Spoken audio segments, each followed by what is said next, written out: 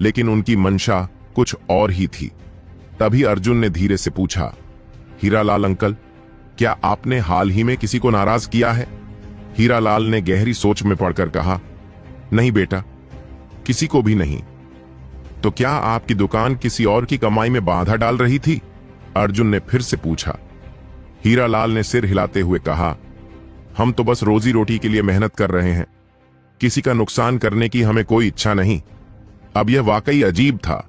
अर्जुन ने जमीन की ओर देखते हुए सोचा, लेकिन अब भी वह पूरी तरह से समझ नहीं पा रहा था। तभी अद्वितीय गुरुकुल के शिष्य ने व्यंग्य से उन दोनों से पूछा। वे अचानक चिल्ला उठे, देखो चालाकी! जैसे ही उन्होंने यह कहा, उनमें से एक व्यक्ति ने कोई चाल चली जिससे वे ही उलझ गए और उनकी सच्चाई सबके सामने आ गई। भीड़ को यह देखकर बड़ा आश्चर्य हुआ। चेहरा अब बिल्कुल भी पीला नहीं रहा था, बल्कि उनके चेहरे पर लाली आ गई थी। भीड़ ने यह देखा तो सबको समझ आ गया कि वे झूठ बोल रहे थे। लोगों ने शोर मचाना शुरू कर दिया। किसी को भी समझ नहीं आ रहा था कि आखिर इन दोनों की असली मंशा क्या थी, लेकिन जो कुछ हुआ उससे हीरालाल की दुकान बदनाम हो सकती थी। शुक्र था कि यह युवक समय पर सच्चाई सामने ले आया। लोगों ने उस युवक की तारीफ करनी शुरू कर दी। वह स्वभाव से ही आकर्षक था और इस घटना के बाद उसकी प्रतिष्ठा और भी बढ़ गई। अर्जुन ने अंदर ही अंदर पुष्टि कर ली थी कि यह सब एक नाटक था।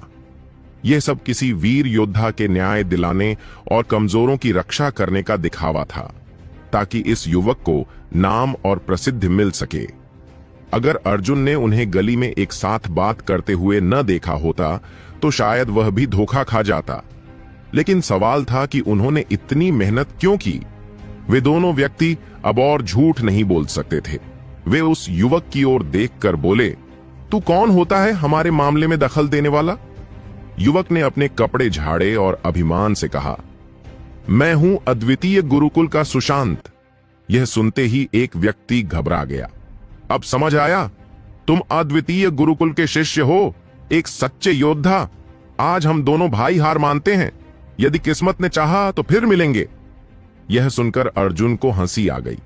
सुशांत ने ठंडी हंसी हंसते हुए कहा, जाओ जाओ, मैं तुम्हें विदा करने नहीं आऊंगा। लेकिन अर्जुन चाहता था कि हीरालाल मूर्ख न बने, इसलिए जब वे दोनों जाने लगे तो अर्जुन ने ऊंची आवाज में कहा, इन्हें यूं ही मत जाने दो, ये बेहद घिनौने लोग हैं। आज हीरालाल अंकल की दुकान बदनाम हो रही थी, कल किसी और की होगी। अगर इन्हें सबक नहीं सिखाया गया तो यह सिलसिला जारी रहेगा। भीड़ को यह सुनकर समझ में आ गया कि यह सही कह रहा है। अगर इन्हें जाने दिया गया तो ये किसी और की दुकान बर्बाद करने की कोशिश करेंगे। अब कोई भी इन्हें छोड़ने को तैयार नहीं था। अर्जुन ने सुशांत की ओर देखा और कहा, भाई, एक कहावत है, जो अच्छा इंसान होता है वह अपने काम को पूरा करता है। ठीक वैसे ही जैसे भगवान बुद्ध पश्चिम की ओर गए थे, तो क्यों ना तुम और मैं मिलकर इन दोनों अपराधियों को पकड़ें? सुशांत ने चिढ़कर कहा, कौन तेरा भाई? अर्जुन मुस्कुराकर बोला, मैं भी अद्वितीय गुरुकुल का शिष्य हूं। 3 साल पहले मुख्य द्वार से प्रवेश लिया था। सुशांत यह सुनकर अवाक रह गया। वाकई यह उसका सहपाठी था। अब उसे और कोई रास्ता नहीं दिख रहा था। अर्जुन ने आगे बढ़ते हुए कहा, इस धरती पर न्याय सबसे महत्वपूर्ण है। किसी एक को ही न्याय का श्रेय नहीं लेना चाहिए। चलो मिलकर हीरालाल अंकल को न्याय दिलाएं और काले आम गांव को इन ठगों से बचाए। भीड़ में से कई लोगों ने ताली बजाई। अब सुशांत बेचैन हो गया। ऐसा लग रहा था जैसे उसे जबरदस्ती एक अज्ञात जहाज पर चढ़ा दिया गया हो। वह बचना चाहता था, लेकिन अब कोई रास्ता नहीं था। वो दोनों व्यक्ति लगातार सुशांत की ओर मदद की आशा से देख रहे थे, लेकिन सुशांत अब कुछ नहीं कर सकता था। अर्जुन ने आगे बढ़कर सुशांत का कंधा पकड़कर कहा, भाई चलो। सुशांत मन ही मन रो रहा था। यह भाई आखिर कहां से आ गया? लेकिन अब कोई चारा नहीं था, तो उसे भी इनके पीछे भागना पड़ा। जैसे ही वे उन दोनों को पकड़ने के लिए बढ़े, अर्जुन ने ऊंची आवाज में कहा, मित्रों, आप सब खड़े खड़े क्या देख रहे हैं?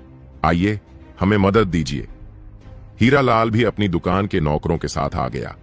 यह देखकर बाकी लोग भी पीछे नहीं रहे। सबने मिलकर उन दोनों ठगों को पकड़ लिया। वे दोनों घबराकर जमीन पर गिर पड़े और चिल्लाने लगे, बस चेहरे पर मत मारना। और इस तरह वह नाटक जो सुशांत ने रचा था पूरी तरह से उलट गया। धड़ धड़ धड़ पिटाई की आवाज गूंज उठी। यह सड़क भले ही आम नागरिकों की दुकानों से भरी थी, लेकिन इस समय सभी व्यापारियों में एक ऐसा जोश दिखाई दे रहा था जिसने सभी को हैरान कर दिया। ये व्यापारी जो आमतौर पर पैसे के लिए कुछ भी कर गुजरते थे और समाज में अधिक प्रिय नहीं थे, आज जब उन्हें अपनी भड़ास निकालने का मौका मिला तो वे क्यों किसी पर दया दिखाते। हीरालाल की चावल की दुकान के नौकर का जोश सबसे अधिक था। उसने अपने हाथ में मौजूद कपड़े के थैले से उन दो व्यक्तियों पर लगातार प्रहार किया। इतने लोगों की मार सहने के बाद वे दोनों पहचान भी नहीं सकते थे कि उन्हें कौन पीट रहा था। इस कारण किसी को भी इसके परिणामों की चिंता नहीं थी। भीड़ में शक्ति होती है। अर्जुन ने सिर्फ मदद मांगी थी, लेकिन इससे पहले कि वह खुद कुछ करता, व्यापारी उसे पीछे धकेलकर खुद ही उन दोनों को पीटने लगे। कुछ देर बाद पिटाई धीरे धीरे थमी। जमीन पर पड़े दोनों लोग पूरी तरह से चोटिल थे। उनके चेहरे इतने सूज चुके थे कि शायद उनकी मां भी उन्हें पहचान नहीं पाती। कपड़े का थैला भी कहीं गुम हो चुका था। ये देखकर सुमेर का दिल कांप उठा और उसके पैरों में झंझनाहट होने लगी। यह सब इसलिए हुआ क्योंकि उन दोनों में खुद को बचाने की शक्ति नहीं थी। उनके पास तलवारें थीं, लेकिन यह केवल दिखावे के लिए थीं। अगर वे उनका उपयोग करना जानते तो क्या वे इस हालत में होते? दूसरी ओर कोई भी कुशल योद्धा इतनी नीच हरकतें क्यों करेगा? अब भले ही मारपीट खत्म हो गई हो, लेकिन व्यापारी वहीं खड़े रहे। वे दोनों व्यक्ति डर से कांपते हुए बोले, सु। उनके हाथ कांप रहे थे। दुर्भाग्य से सुमेर का चेहरा बदल गया और उसने ऊंची आवाज में कहा, क्या सु, क्या तुम इस युवराज से दयालुता की उम्मीद कर रहे हो?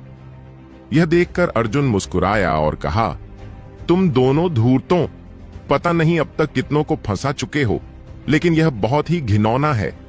अर्जुन की बात सुनकर हीरालाल का नौकर थू थू करते हुए बोला, धिक्कार है तुम पर। तुमने इस दुकान पर आकर अकड़ दिखाने की हिम्मत कैसे की?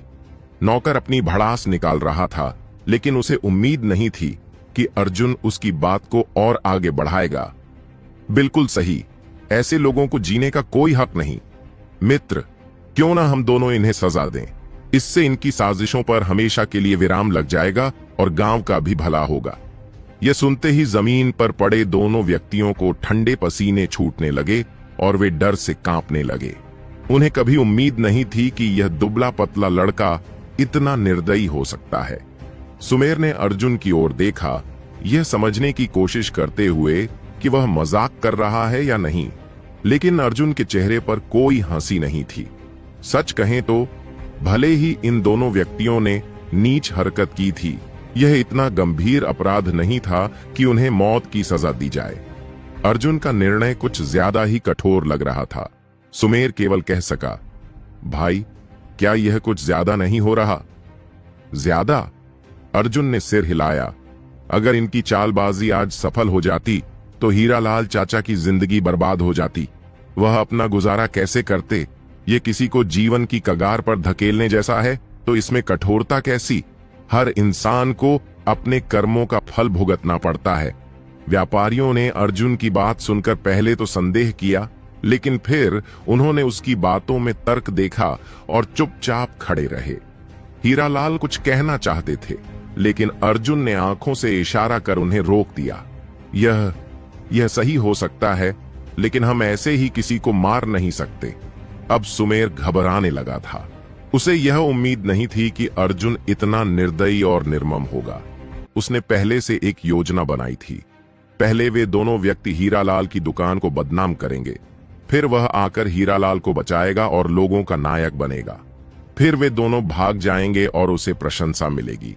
लेकिन उसने यह नहीं सोचा था कि अर्जुन जैसा निडर व्यक्ति सामने आ जाएगा जो इतनी आसानी से हत्या की बात करेगा। सुमेर ने देखा कि वे दोनों व्यक्ति उससे मदद की भीख मांग रहे थे। उनकी आंखों में एक छिपी धमकी भी थी। सुमेर यह भली भांति समझ गया। इस क्षण अर्जुन ने कहा, भाई, और कोई रास्ता नहीं है। मेरे अनुभवों में हत्या स्वाभाविक है, क्या तुमने पहले कभी किसी को नहीं मारा, या फिर तुम पहले से इन्हें जानते हो इसलिए इन्हें मारना नहीं चाहते? यह सुनकर सुमेर का दिल धड़क उठा। उसने अर्जुन की ओर देखा और पाया कि वह मुस्कुरा रहा था। भाई, तुम क्या कहना चाहते हो? उसने गंभीरता से पूछा, यह सोचते हुए कि क्या अर्जुन ने उसकी साजिश भांप ली थी। उसने कोई सुराग नहीं छोड़ा था, तो फिर अर्जुन को कैसे पता चला? सच्चाई यह थी कि अर्जुन को यह संयोग से ही पता चला था, नहीं तो वह भी इस चाल में फंस सकता था। हीरालाल भी समझदार थे। उन्होंने अर्जुन की बातों के छिपे अर्थ को समझ लिया और सुमेर से पूछा, बेटा, ये तुम क्या कर रहे हो? अर्जुन ने केवल सिर हिलाया और कुछ स्पष्ट नहीं किया, बल्कि बस सुमेर की ओर देखते रहे। भाई, मुझे लगता है कि तुम साहसी व्यक्ति हो, लेकिन तुम हिचकिचा रहे हो। चिंता मत करो, मैं तुम्हारे साथ हूं और ये गांव वाले भी। तो फिर डर किस बात का? डर? सुमेर जोर से हंसा और अपने मन को मजबूत करने के लिए कहा, डर कैसा? क्या किसी को मारना कोई बड़ी बात है? कौन ऐसा नहीं करता? अब सुमेर पीछे हटने के बजाय आगे बढ़ा। उसने जमीन पर पड़े उन लोगों की ओर क्रूर नजरों से देखा। अर्जुन ने आग में घी डालते हुए कहा, चलो इसे खत्म करें। गहरी सांस लेते हुए सुमेर ने सिर हिलाया। यह देखकर वे दोनों व्यक्ति डर से कांपने लगे। अब वे चुप नहीं रह सकते थे। अचानक वे खड़े हुए और चिल्लाने लगे, सुमेर, तुम धोखेबाज हो। तुमने ही हमें कहा था कि हीरालाल चाचा की दुकान को बदनाम करें ताकि तुम हीरो बन सको, लेकिन अब तुम हमें ही मरवाने पर तुले हो। तुम सच में एक घटिया इंसान हो। झूठ! सुमेर गुस्से से चीखा। बड़ा व्यक्ति भीड़ की ओर मुड़ा और जोर से चिल्लाया, सुनो भाइयों और बहनों, आज हमने यह तमाशा किया, लेकिन यह सब सुमेर के कहने पर किया। उसने हीरालाल की बेटी पर बुरी नजर डाली थी, लेकिन जब उसने उसे ठुकरा दिया तो उसने यह चाल चली। जब यह खुलासा हुआ तो देखने वालों के दिमाग में जैसे कोई घंटी बज उठी। कई लोग सुमेर की ओर अविश्वास भरी निगाहों से देखने लगे। तो यही सच था। अर्जुन संतुष्ट था कि उसकी धारणा सही निकली। सुमेर सच में किसी गहरी चाल में लिप्त था। हालांकि उसने सोचा था कि यह किसी लाभ या प्रतिष्ठा से जुड़ा होगा, लेकिन यह तो किसी स्त्री को पाने की गंदी चाहत निकली। अर्जुन ने हीरालाल की बेटी को देखा था। वह भले ही अपार सुंदर न हो, लेकिन एक आकर्षक व्यक्तित्व वाली लड़की थी। नाजुक नयन नक्श, सुडौल शरीर और पूरे गांव की सबसे सुंदर कन्या, जो मात्र 14 वर्ष की थी। ऐसी छोटी उम्र की लड़की पर सुमेर की बुरी नजर थी और इसी कारण यह सारा तमाशा खड़ा हुआ था। क्या बकवास है! सुमेर का चेहरा टमाटर की तरह लाल पड़ गया। उसने सच को झुठलाने की कोशिश की। उस व्यक्ति ने तिरस्कार भरी हंसी के साथ कहा, मैं झूठ नहीं बोल रहा। हम दोनों भाई भले ही कुछ गलतियां करते हों, छोटे मोटे अपराध भी किए हों, लेकिन हीरालाल चाचा की दुकान को बदनाम करना और उनके चावल में जहर मिलाना, यह हमने नहीं किया। भाइयों, सोचो, किसी की आजीविका को नष्ट करना अपने ही पेट पर लात मारने जैसा है। हम ऐसा क्यों करेंगे? यह सब इस नालायक के इशारे पर हुआ। उसका यह कथन बेहद प्रभावशाली था, जिससे वहां मौजूद लोगों में हंसी फूट पड़ी। उचित समय देखकर अर्जुन ने पूछा, काम पूरा करने के बाद उसने कितने चांदी के सिक्के देने का वादा किया था? 52 चांदी के सिक्के, उस व्यक्ति ने झट से उत्तर दिया। 52?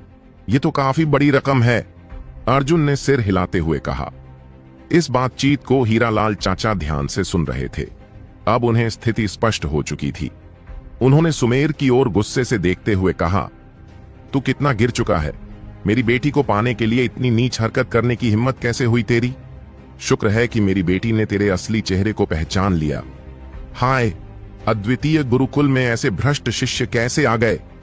तू अपने गुरुकुल का नाम मिट्टी में मिला रहा है। तेरा स्वभाव घमंडी और स्वार्थी है, भाई अर्जुन के बिल्कुल विपरीत। तेरे माता पिता को तुझ पर शर्म आनी चाहिए। आसपास के व्यापारी भी अब सुमेर से घृणा करने लगे। सुमेर का चेहरा लाल हो गया था।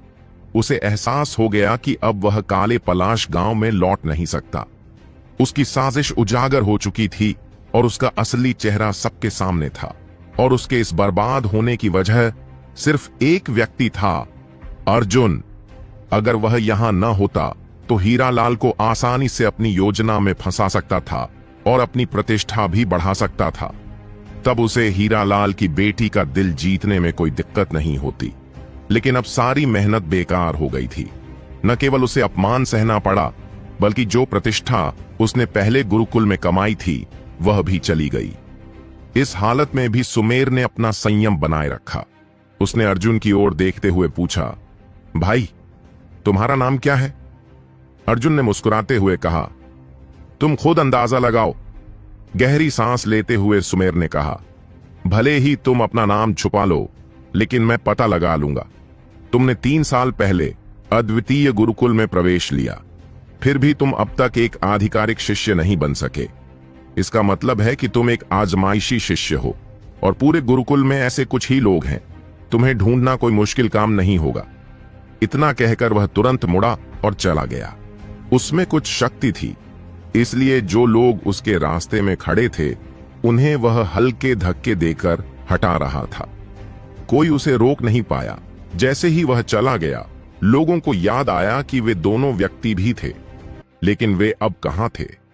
जब अर्जुन और सुमेर बहस कर रहे थे तब वे चुपके से भाग चुके थे। अब यह मसला पूरी तरह खत्म हो चुका था। अर्जुन संतुष्ट था कि उसने साजिश का पर्दाफाश किया, व्यापारियों का सम्मान पाया और हीरालाल चाचा भी उसके आभारी थे। हीरालाल के नौकर की आंखों में भी अब अर्जुन के लिए प्रशंसा झलक रही थी। भीड़ के छौंटने के बाद हीरालाल की पत्नी बाहर आईं। उन्होंने अर्जुन का हाथ पकड़ा और बड़े स्नेह से देखने लगीं। इसके विपरीत हीरालाल चिंतित थे। प्रिय भतीजे अर्जुन, आज तुमने सुमेर को नाराज कर दिया है। मुझे डर है कि भविष्य में यह तुम्हारे लिए मुसीबत खड़ी कर सकता है। इस घटना के बाद हीरालाल ने अर्जुन को और भी अपनेपन से बुलाना शुरू कर दिया। डर? अर्जुन हल्के से मुस्कुराया। गुरुकुल के अपने नियम होते हैं, इसलिए भले ही वह मुझसे नफरत करे, वह मुझे कुछ नहीं कर सकता। फिर भी बेटा, सावधान रहना। अगर तुम्हारी इस भागीदारी के कारण तुम्हें कोई नुकसान हुआ तो मैं बहुत दुखी हो जाऊंगा। चिंता मत कीजिए चाचा, मैं सतर्क रहूंगा। अर्जुन को इस परिवार का सहयोग पाकर बहुत खुशी हुई। उन्होंने उसे रात के भोजन के लिए आमंत्रित किया, लेकिन हीरालाल की पत्नी की बातों ने उसे भागने पर मजबूर कर दिया। अर्जुन, तुम्हारे माता पिता कहाँ हैं? तुम कहाँ रहते हो? शादी हुई या नहीं? यह सुनकर अर्जुन को समझ आ गया कि वे उसे दामाद बनाना चाहती हैं। यह सोचते ही वह तुरंत वहां से निकल गया, लेकिन जाते जाते उसे चावल की एक भारी पोटली मिली जो उसकी दी गई राशि से कहीं अधिक थी। अब उसे 1 महीने तक भोजन की चिंता करने की जरूरत नहीं थी। हालांकि अर्जुन को यह चिंता थी कि कहीं सुमेर उस पर घात लगाकर हमला न करे। जितना मासूम वह दिखता था, भीतर से उतना ही कुटिल और कपटी था। मगर जब अर्जुन वापस पहुंचा तो सुमेर कहीं नहीं दिखा। थोड़ा विचार करने पर उसे समझ आया कि न हमला करना ही सही निर्णय था। गुरुकुल में अनुशासन था और अगर सुमेर छिपकर उस पर वार करता तो जब बात खुलती तो उसी का सर्वनाश हो जाता। अगर सुमेर बदला लेना चाहता तो वह उसे खुली चुनौती देगा और वह जल्द ही अर्जुन की पहचान पता कर लेगा। सुमेर की असली शक्ति अर्जुन नहीं देख पाया था, लेकिन वह निश्चित ही शरीर सौष्ठव के चरम स्तर पर था। इसलिए अर्जुन को अब अपनी साधना पर ध्यान देना होगा। अगर वह आगे नहीं बढ़ा तो अद्वितीय गुरुकुल में टिकना मुश्किल हो जाएगा। यही सोचकर अर्जुन तुरंत अपनी कुटिया में वापस गया और अभ्यास में लग गया। अर्जुन ने सूर्यास्त तक अभ्यास किया, तभी जाकर उसने विश्राम लिया। इतने लंबे समय तक अभ्यास करने के बावजूद न केवल वह थका नहीं था, बल्कि खुद को और अधिक ऊर्जावान महसूस कर रहा था। जब से वह उस स्वर्ण कंकाल से जुड़ा था, उसकी शक्ति अप्रत्याशित रूप से बढ़ गई थी। आज 20 मील चलने के बाद भी और चावल की भारी बोरी उठाने के बावजूद उसे थकान महसूस नहीं हुई। उसे केवल तब दबाव महसूस होता जब वह अपने शरीर को सशक्त बनाने के लिए साधना करता। सुबह के अभ्यास के बारे में सोचकर अर्जुन सिहर उठा। वह दबाव ऐसा था मानो आकाश और पृथ्वी उसे कुचल रहे हों, बेहद भयावह। लेकिन दबाव के बिना विकास कैसे संभव है? जब तक चरम सीमाएं पार नहीं की जाती, तब तक असली क्षमता कैसे उजागर होगी? केवल तब ही कोई व्यक्ति अपनी वास्तविक शक्ति को पहचान सकता है और अपनी सीमा को तोड़ते हुए आगे बढ़ सकता है। लेकिन अभी इतनी सारी मुक्के और लात चलाने के बावजूद अर्जुन को जरा भी थकान महसूस नहीं हुई। जब उसे कोई दबाव ही नहीं महसूस हो रहा तो वह अपनी क्षमता को कैसे बढ़ाए, यह सोचकर वह थोड़ा परेशान और निराश हो गया।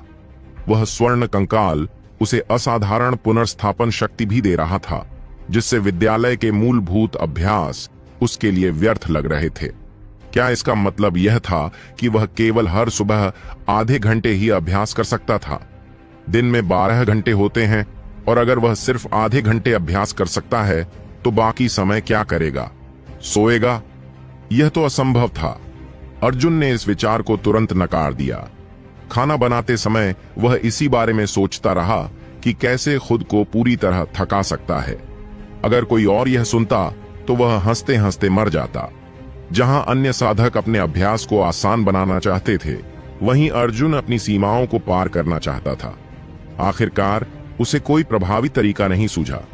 मुख्य कारण यह था कि उसे साधना में सहायक औषधियां चाहिए थीं।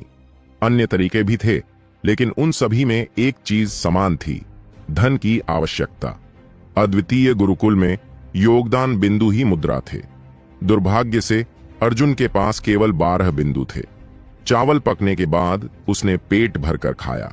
भले ही उसके पास कोई सब्जी या व्यंजन नहीं था और उसे केवल सादा चावल खाना पड़ा, लेकिन वह संतुष्ट था। यह कई दिनों बाद पहली बार था जब उसने भरपेट भोजन किया था। रात के भोजन के बाद वह फिर से अभ्यास नहीं कर सकता था, इसलिए उसने स्नान किया और बिस्तर पर चला गया। अभ्यास जारी रखने से कोई लाभ नहीं था, तो वह समस्या के समाधान पर विचार करने लगा। सोचते सोचते अचानक उसे वह काला ग्रंथ याद आया। पहले पृष्ठ में कुछ विशेष छिपा था, तो हो सकता है कि अन्य पृष्ठों में भी कुछ हो। यदि उसकी शक्ति पर्याप्त हुई तो वह हर पृष्ठ को खोल सकता था। पहले पृष्ठ में स्वर्ण कंकाल था, जो उसके वर्तमान परिवर्तन का कारण था। दूसरे पृष्ठ में शरीर को सशक्त बनाने की विधियां थीं, जो स्वर्ण कंकाल के साथ समन्वय में थीं। लेकिन तीसरा पृष्ठ अभी भी खाली था। अर्जुन ने इसे समझने की कोशिश की थी, लेकिन उसने निष्कर्ष निकाला कि उसकी शक्ति अभी पर्याप्त नहीं थी। अब जब पहले और दूसरे पृष्ठ खुल चुके थे तो अर्जुन उन्हें समझने की कोशिश कर सकता था, लेकिन आधे दिन की कोशिश के बावजूद भी वह कुछ समझ नहीं पाया, जब तक कि वह गलती से तीसरे पृष्ठ को नहीं खोल बैठा और अचानक एक गहरे ध्यान में चला गया। अरे! अर्जुन ने भौहें चढ़ाईं और तीसरे पृष्ठ को पढ़ने लगा। तुरंत ही अनगिनत स्वर्णिम शब्द पृष्ठ पर उभरने लगे और उसके मस्तिष्क में समाहित होने लगे। फिर पृष्ठ के केंद्र में एक छोटा भंवर प्रकट हुआ और उसमें से एक प्राचीन धूपदान निकला। इस अप्रत्याशित घटना ने अर्जुन को चौंका दिया, लेकिन जल्द ही वह प्रसन्न हो उठा। अरे हाँ, क्या आज सुबह ही उसने चौथे स्तर में प्रवेश नहीं किया था? पिछली रात वह अभी भी तीसरे स्तर में था, लेकिन आज वह चौथे स्तर में था। शायद इसी कारण वह तीसरा पृष्ठ पहले नहीं खोल पाया था। हालांकि यह केवल एक स्तर का अंतर था, फिर भी इसने उसकी समझने की क्षमता को बाधित किया था। अब जब उसे यह बात समझ में आई तो अर्जुन को पछतावा हुआ। यदि उसने यह सुबह ही जान लिया होता तो अब उसे इतना समय बर्बाद नहीं करना पड़ता। अपना दिल शांत करते हुए अर्जुन ने उस धूपदान को उठाया और ध्यानपूर्वक निरीक्षण करने लगा। यह धूपदान आकार में बड़ा नहीं था, बल्कि साधारण लोगों द्वारा उपयोग किए जाने वाला एक आम वस्तु था। लेकिन यह आधा सील था, इसके मुख पर ढक्कन लगा था और कुछ छोटे छोटे छेद थे। यह प्राचीन और उत्तम गुणवत्ता का था, लेकिन यह देखने में कोई खास ध्यान आकर्षित करने वाला नहीं था। अर्जुन ने धीरे से इसे सूंघा, लेकिन इसमें कोई गंध नहीं थी और उसने धीरे धीरे इसे नीचे रख दिया। यह किस पदार्थ से बना है?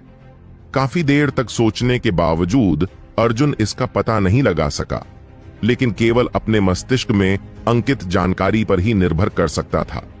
थोड़ी देर के बाद अर्जुन ने अपनी आंखें खोलीं और उनके अंदर एक अजीब चमक थी। उसके दिमाग में अंकित जानकारी के अनुसार यह धूपदान अभ्यास के दौरान उसकी सहायता कर सकता था। स्वयं धूपदान में कोई विशेष शक्ति नहीं थी, लेकिन यदि इसमें जड़ी बूटियां जलाई जाईं, तो निकलने वाली सुगंध साधना में सहायता कर सकती थी। अलग अलग स्तरों के लिए अलग अलग जड़ी बूटियों की आवश्यकता होती थी। दुर्भाग्यवश अर्जुन को कुछ संदेह थे। वर्तमान स्तर पर उसे जिन पौधों की आवश्यकता थी वे थे त्रिपत्र विनाशक पुष्प और मृत जड़ी वृक्ष घास। उसके ज्ञान के अनुसार इन दोनों जड़ी बूटियों का मूल्य अधिक नहीं था, लेकिन इन्हें ढूंढना अत्यंत कठिन था। इनमें थोड़ी मात्रा में विष भी था। थोड़े समय तक इसे सूंघने से कोई स्थायी नुकसान नहीं होता, लेकिन वर्षों तक इसके संपर्क में रहने से शरीर को गंभीर क्षति पहुंच सकती थी। क्या ये दोनों जड़ी बूटियां सच में उसे सहायता कर सकती थीं? ये जड़ी बूटियां निश्चित रूप से योगदान भवन में उपलब्ध थीं, लेकिन बूढ़े मेहदी लाल की स्वभाव को देखते हुए वह निश्चित रूप से इसके लिए अधिक कीमत वसूलेगा। और अर्जुन के पास तो वैसे भी कुछ गिने चुने योगदान अंक थे, तो वह इन्हें इतनी आसानी से कैसे खर्च कर सकता था। अब केवल एक ही विकल्प बचा था, उसे खुद काले तूफान पर्वत में जाकर इन्हें खोजना होगा।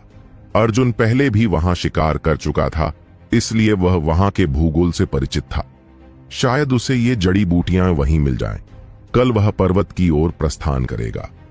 अपनी समस्याओं का हल पाकर अर्जुन धीरे धीरे नींद की ओर बढ़ा, लेकिन सोने से पहले उसने चौथा पृष्ठ जांचने का प्रयास किया, ताकि सुबह जैसी शर्मनाक स्थिति फिर न हो। दुर्भाग्य से कुछ भी प्रकट नहीं हुआ। इसका मतलब था कि मजबूत शरीर चौथा स्तर इस पृष्ठ को खोलने के लिए पर्याप्त नहीं था। अगली सुबह अर्जुन जल्दी उठ गया। बीते दिन के अभ्यास का उसके साधना पर इतना गहरा प्रभाव पड़ा था कि उसने तय किया कि वह मिले हुए कम समय का अधिकतम उपयोग करेगा। वैसे भी वह आलसी व्यक्ति नहीं था। जब वह पूर्वी बैंगनी ऊर्जा में डूबा तो धीरे धीरे उसकी मजबूत शरीर कला की मुट्ठी की शक्ति उभरने लगी। हालांकि वह कल की तुलना में एक स्तर आगे बढ़ चुका था, फिर भी अर्जुन ने इस मुट्ठी पर ज्यादा प्रगति नहीं की थी। वह केवल इसे 20 बार दोहरा सका, और जब उसने अपनी पीठ को छुआ तो एक असहनीय पीड़ा महसूस हुई। उसकी पीठ, कूल्हे और हड्डियां ऐसे दर्द कर रही थीं जैसे उन्हें किसी ने पीस दिया हो। गहरी सांस लेकर उसने बैंगनी ऊर्जा को अंदर खींचा। उसका शरीर और अधिक सशक्त हो गया। उसकी मेरिडियन खुलने लगीं और शरीर की अशुद्धियां बाहर निकलने लगीं। तो क्या होगा, अब आगे जानने के लिए सुनते रहिए अद्वितीय योद्धा, सिर्फ द हॉरर हंटर चैनल पर। तो क्या होगा अब अर्जुन की इस कहानी में, जानने के लिए सुनते रहिए अद्वितीय योद्धा, सिर्फ द हॉरर हंटर चैनल पर।